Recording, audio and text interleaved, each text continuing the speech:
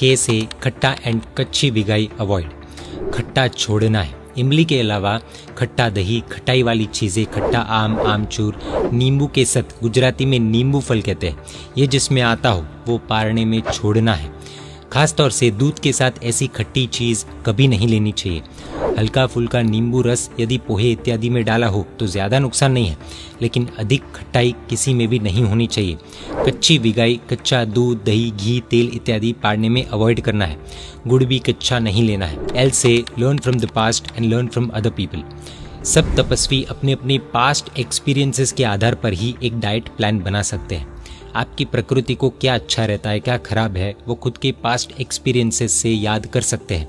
आप भूतकाल के प्रसंगों से जान सकते हो ये सब। आपके पास अनुभव न हो तो आप दूसरों से भी मार्गदर्शन ले सकते हैं। अच्छे बड़े तपस्वियों से मार्गदर्शन ले सकते हैं, तपस्वी महात्माओं से मार्गदर्शन ले सकते हैं। कुछ भी समझ में न आए तो आप इस हेल्पलाइन नंबर पर पूछ सकते हैं। एम से मिर्ची अवॉइड। मिर्ची कई लोगों को बहुत ही प्यारी होती है, लेकिन पारने में मिर्ची बहुत ही भारी होती है।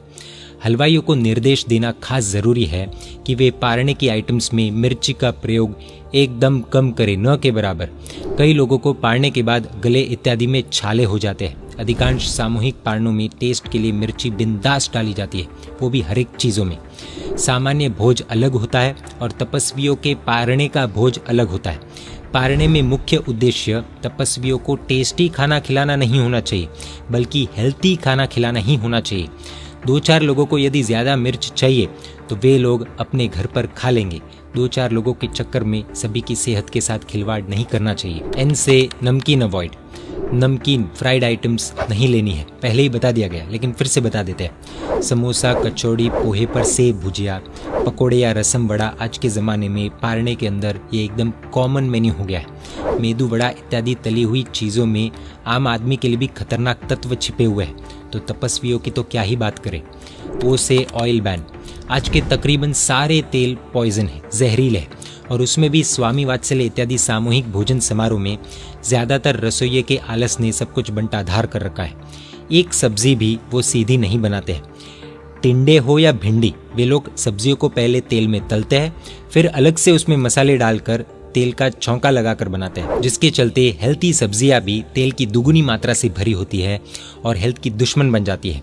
कभी कभी तो सब्जी निचोड़ने से तेल के ड्रॉप्स गिरते हैं।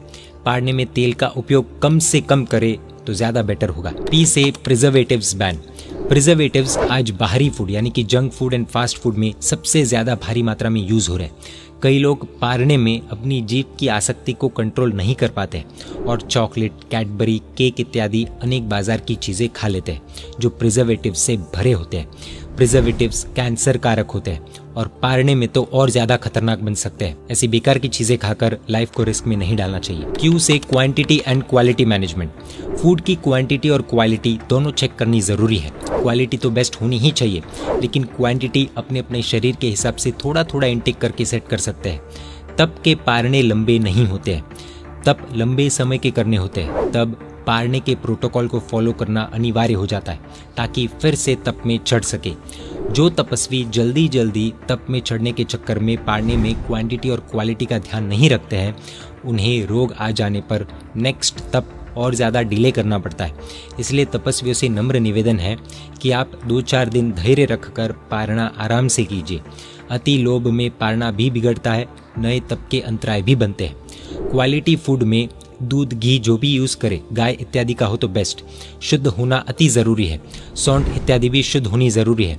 हल्दी इत्यादि में अब मिलावट चरम पर है जो पारने को बिगाड़ सकती है। आयोजक सावधान, सस्ती चीज़ों के चक्कर में तपस्वी के 12 बज सकते हैं। आर से रेस्ट्रिक्टेड एरियाज प्रोहिबिटेड। कुछ वीआईपी लोगों के लिए कुछ स्थानों पर जाने की स्ट्रिक्टली पाबंदी होती है। होटल्स, रेस्टोरेंट्स तपस्वियों के लिए रेस्ट्रिक्टेड एरिया है। वहाँ पर जाने से तपस्वियों की इज्जत दाव पर लगती है। पारने में वहाँ जाकर खाने से अभक्ष्य भक्षण का तो पाप लगता ही है, बीमारी को भी निमंत्रण मिलता है वो अलग, लेकिन धर्म की निंदा का भयानक कारण बन जाता है।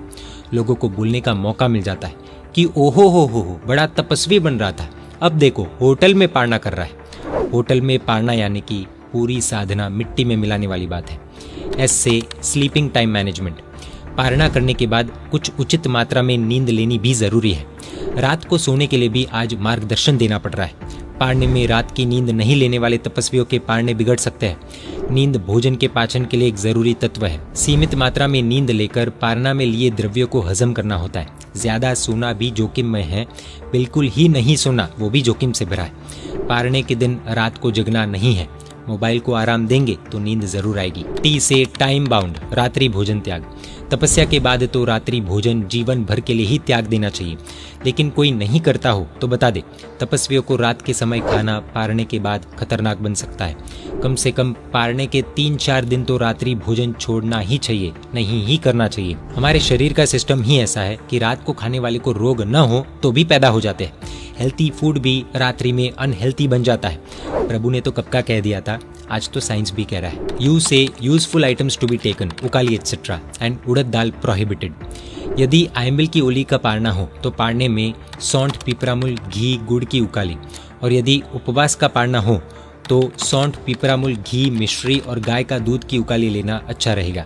सौंठ, पिपरामुल शुद्ध होना चाहिए। सौंठ, पिपरामुल की उकाली बनाने के लिए उसे अत्यंत कम घी में सेकना होगा।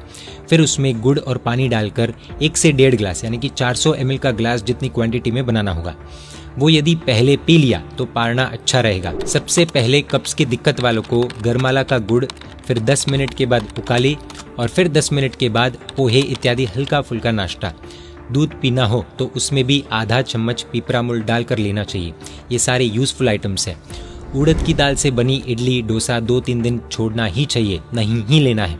सूजी से बना ले सकते हैं, चावल से बनी चीज़ें ले सकते हैं, लेकिन उड़द की आइटम तभी लेनी होती है जब विशेष श्रम हो या दूसरे दिन उपवास हो। आयुर्वेद में भी उड़द दाल को भारी माना है। वी से विरुद्ध द्रव्यों का त्याग, वी से व्यसन त्याग। दूध लेते हो तो मूंग का पानी छोड़ देना चाहिए, मूंग लेना हो तो दूध छोड़ देना चाहिए। अधिकांश तपस्वी मूंग और दूध दोनों ले लेते हैं, फिर शरीर में गड़बड़ होती है तब पछताते हैं, लेकिन उन्हें पता ही नहीं चलता कि गड़बड़ का कारण क्या था। कई लोग ऐसे होते हैं जो जीवन में पहली बार तप करते हैं।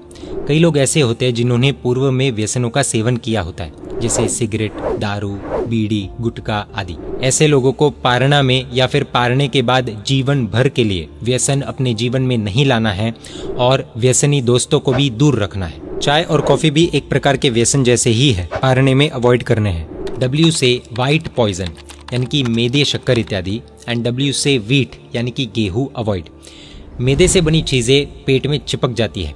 मैदे के नूडल्स यानी कि अधिकांश बाहर के नूडल्स, सेविया मैदे से ही बनते देखे हैं, अतः छोड़ने ही चाहिए। मिश्री यानी कि मिश्री की जो शक्कर होती है, वो जो धागे वाली शक्कर होती है, वो ज़्यादा नुकसान नहीं करती है, लेकिन गुजराती में जिसे खांड बोलते हैं और हिंदी में जिसे शक्कर बोलते हैं, वो केमिकल प्रोसेस से बनती है, इसलिए डेंजरस है, सफ़ेद जहर है। ऊपर से भी नहीं डालनी चाहिए और भोजन की चीज़ों में भी नहीं डाले तो सबसे बेस्ट। कई बार छोटी दानेदार शक्कर आने पर गले में इन्फेक्शन हो जाता है। मैदा, शक्कर सफ़ेद जहर है, अतः इसे छोड़ देना चाहिए। पारने में 2-3 दिन गेहूँ भी छोड़ने जैसे है। चावल, खिचड़ी चलेगा, ज़्यादा ऊपर से नमक और शक्कर नहीं डालनी है, वो ध्यान रखना है। एक्स से एक्सरे अवॉइड, पारने में एक्सरे न करवाए। वाई से युवा, युवा उम्र में पारने में ज़्यादा ख्याल नहीं रखा तो भी पता नहीं चलता है, लेकिन ये आदत कभी उल्टी पड़ सकती है। बुढ़ापे में या फिर प्राउड वे में यानी कि 40-60s वाले, इनको खास ध्यान रखना है कि पारने में थोड़ी सी भी चूक भारी पड़ सकती है। युवा वय है, इसलिए नियमों को लाइटली भी नहीं लेना है। जेड से ज़ील, ज़ील यानी कि स्फूर्ति, उत्साह, लास्ट रिजल्ट। पारने के बाद स्फूर्ति बढ़ती है तो पारना सफल है, सुस्ती बढ़ती है तो पारना निष्फल है। पारने के बाद भूख बढ़ती है तो पारना सफल है, भूख कम होती है, अरुचि बढ़ती है तो पारना निष्फल है। पारने के बाद शाता बढ़ती है तो पारना सफल है, और शाता बढ़ती है तो पारना निष्फल है। अब खुद के हाथों में है तप एवं पारना को सफल बनाना या फिर निष्फल बनाना। पूज्य आचार्य भगवान श्री भुवन भानु सुरेश्वर जी महाराज साहब, पूज्य उपाध्याय भगवान श्री विमल सेन विजय जी महाराज साहब एवं आचार्य भगवान श्री पद्म सुंदर सुरेश्वर जी महाराज साहब इत्यादि के अनुभव के आधार पर यह जानकारी पूज्य निर्मोल सुंदर विजय जी महाराज साहब ने दी है। कई तपस्वियों को ऐसा लगेगा कि डूज से ज्यादा डोंट्स की लिस्ट लंबी है, तो आप तपस्वी VIPs हैं, तो डूज से ज्यादा डोंट्स की लिस्ट लंबी होगी, ये स्वाभाविक है। 8 उपवास एवं उससे ऊपर वाले तपस्वियों को पारने में 1-2 दिन सिर्फ लिक्विड ही लेना होता है। 2-3 दिन बहुत सावधान रहना है। लंबी होली के पाड़ना वालों के लिए 2-3 दिन चावल, मूंग की दाल, शाम को खिचड़ी ले तो कड़ी नहीं, लौकी का सूप, लौकी की सब्जी, सूजी से बनी चीज़ें, मुरमुरे से बनी चीज़ें, एक आध खाकरा ले सकते हैं, मूंग का केर का पानी ले सकते हैं, सौंठ और पीपरामुल की गोली ले सकते हैं। शाम को पानी चुकाने से पहले पीपरामुल आधी छोटी चम्मच और चुटकी जितना नमक मिक्स करके चबा लेना चाहिए। 5-10 मिनट के बाद पानी पी सकते हैं, तुरंत पानी नहीं पीना है। इससे वायु का शरीर में रुकाव नहीं होगा। यह तो हमने सामान्य जानकारी देखी है, बाकी आप गीतार्थ गुरु भगवंत से अधिक मार्गदर्शन ले सकते हैं। कई नॉन जैन्स को और जैन्स को भी प्रश्न है कि इस तरह से लगातार उपवास करके खुद के शरीर को कष्ट क्यों देना, ये जैनिज्म में क्यों बताया गया है, इस तरह से तपस्या क्यों करना है, इसका उत्तर एक अलग वीडियो में जरूर देखेंगे। पारने के बारे में अधिक जानकारी हेतु इस कॉन्टैक्ट इन्फॉर्मेशन पर संपर्क कर सकते हैं। जिस तरह जैन साधु साध्वी जी भगवंत धर्म के रिप्रेजेंटेटिव्स हैं, उसी तरह तपस्वी भी धर्म को रिप्रेजेंट करते हैं। इसलिए छोटी बड़ी गलती होने पर हेल्थ इश्यूज हो सकते हैं और धर्म की निंदा भी हो सकती है। लोगों की नज़र में धर्म की निंदा नहीं करवानी हो तो सावधानी रखनी आवश्यक ही नहीं, अनिवार्य भी है। और एक बात कह देते हैं, किसी भी तपस्वी को देखकर उसकी निंदा नहीं करनी है। ये कर्म जब उदय में आएंगे तो नानी याद आ जाएगी। सभी तपस्वियों का तप सुखशातापूर्वक चले और पारना सुखशातापूर्वक पूर्ण हो, यही परमपिता परमात्मा से प्रार्थना। जय जिन शासन, जय महावीर।